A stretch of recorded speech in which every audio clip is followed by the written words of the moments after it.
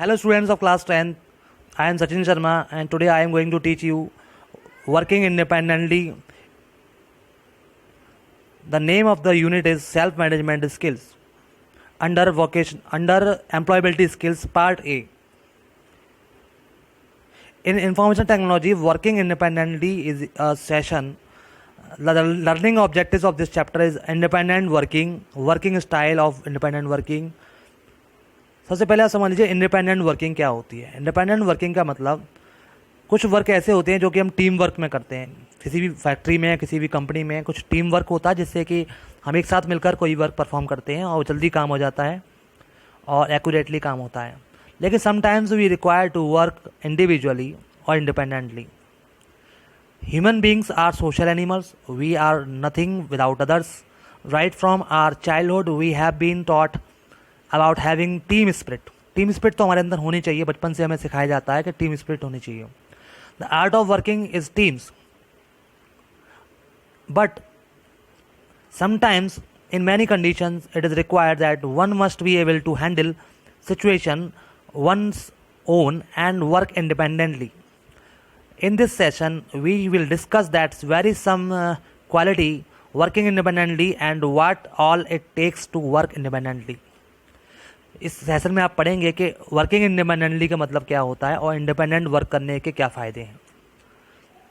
In some scenarios require independent working such as self-learning, understanding and grasping a concept, doing self-regulated research, working on an independent project and so on. Important things about independent working are, कभी कभी हमें independently work करना होता है, ऐसी situation होती है, ऐसे सिनेरियो होता है जिससे जैसे कि सेल्फ लर्निंग और अंडरस्टैंडिंग और concept learning, self regulating research. इसमें कुछ आपको ध्यान रखना होता है। You take full responsibility of the work, आपको पूरी रेस्पॉन्सिबिलिटी वर्क की दी जाती है। यू टेक द ओनरशिप, आप उसके खुद मालिक हैं, आप चाहें जैसे इसको कंप्लीट करें आपके ऊपर है। आप टाइम मैनेजमेंट करेंगे, आप प्रोजेक्ट मैनेजमेंट करेंगे। You are ready to do unsupervised work, आप ही सुपरवाइज़र हैं, आप ही वर्कर हैं। You do not require constant supervision, आपको किसी की सलाह नहीं लेनी है। You are capable of completing the work within stipulated time and budget, that too as stated objectives and deliberately. आपके पास में जो टाइम मैनेजमेंट है उसी के हिसाब से काम करना है। आपका बजट है, आपके बजट के हिसाब से काम करना है, विद इन टाइम कंप्लीशन करना है। अब इसके कुछ एडवांटेज भी होते हैं, जैसे कि independent working has advantage, you do not depend on any one else.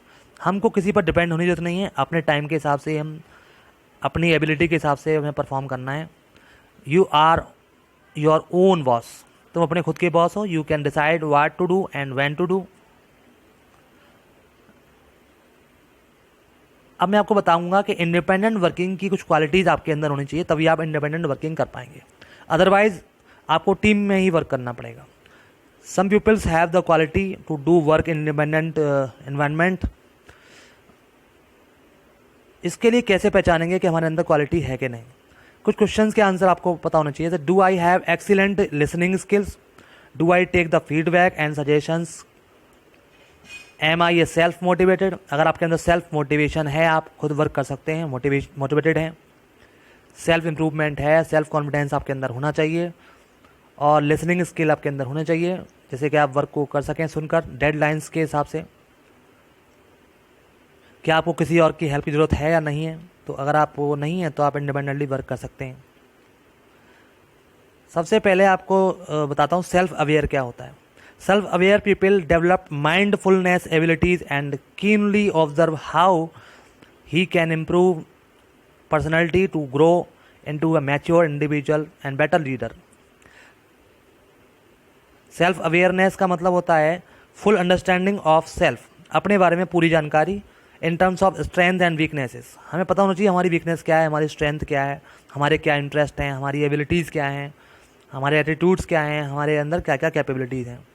Full knowledge होनी चाहिए अपने ऊपर, तो इसे कहते हैं self awareness.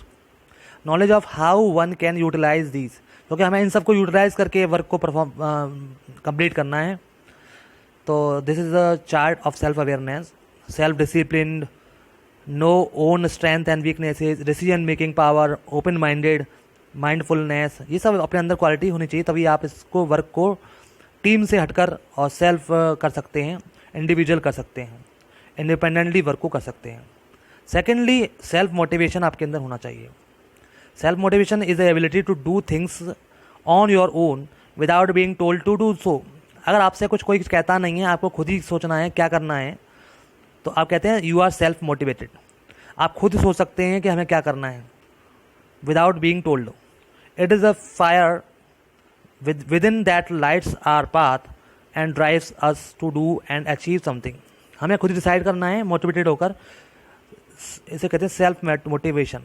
Our ability to do work, to move from thoughts to actions is self motivation. हमारे अंदर थॉट्स हैं, आइडियाज़ हैं, लेकिन हमारे पास मोटिवेशन नहीं है तो सब कुछ बेकार है। जब तक मोटिवेशन नहीं होगा हम कुछ भी काम नहीं कर सकते। Some peoples are highly motivated by themself, they can do better quality of work। Self-motivated person feels he wants to and not he has to and thus happily satisfied। Self-motivated person हमेशा जो चाहता है वही करता है और कर भी देता है आराम से, बिना किसी की हेल्प के, और वो अपने वर्क से सेटिस्फाई भी होता है एंड में, और उसके वर्क से सभी लोग सेटिस्फाइड होते हैं।